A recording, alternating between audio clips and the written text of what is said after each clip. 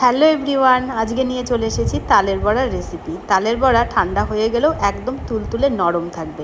তালের বড়া বানানোর জন্য এখানে নিয়ে নিয়েছি একদম টাটকা ফ্রেশ তালের রস, সাথে দিয়ে দিয়েছি 1 কাপ চিনি, 1 কাপ সুজি আর দিয়েছি 2 কাপ ময়দা, সাথে দিয়েছি 1/2 কাপ আমুল দুধ, দিয়েছি নারকেল কোড়া আর খুব ভালো ফ্লেভারের জন্য কিছুটা মৌরি দিয়ে দিয়েছি। মৌরিটা স্কিপ করা যেতে পারে, যারা পছন্দ করবেন না তারা মৌরিটা বাদ দিয়ে দেবেন।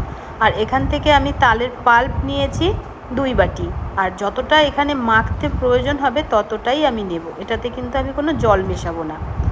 এবার আমি এর মধ্যে 5টা কলা দিয়েছি। এখানে কাঁঠালি কলা রয়েছে, আপনারা চাইলে অন্য কলাও দিতে পারেন, তবে কাঁঠালি কলাটা দিলে সবথেকে বেস্ট হয়, ভীষণ নরম হয় আর খেতেও ভীষণ সুস্বাদু হয়। তো কলাগুলোকে ভালো করে ম্যাশড করে নিলাম হাত দিয়ে, আপনারা চাইলে চামচ বা কোনো মিক্সিতে করেও ফেটিয়ে নিতে পারেন।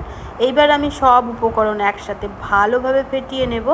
যত ভালো ফেটানো হবে বড়াগুলো কিন্তু তত ভালো ফুলে ফুলে উঠবে। এর মধ্যে কিন্তু কোনো খাবার সোডা আমি ইউজ করিনি।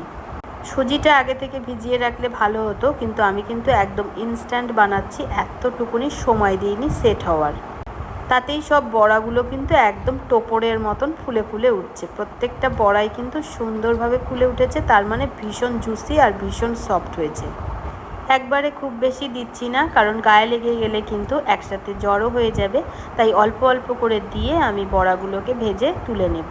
আর বড়াগুলো দিয়ে সাথে সাথে নাড়ার প্রয়োজন নেই, যখন এইভাবে তেলের ওপরে ভেসে উঠবে তখন বোঝা যাবে যে বড়াগুলো এবার উল্টিয়ে দিতে হবে। তখন আমি এক এক করে উল্টিয়ে দিয়েছি, আর দেখুন আমার বড়ার রং কিন্তু এতটুকুনি কালো হয়নি, হলুদ হলুদ নরম তুলতুলে।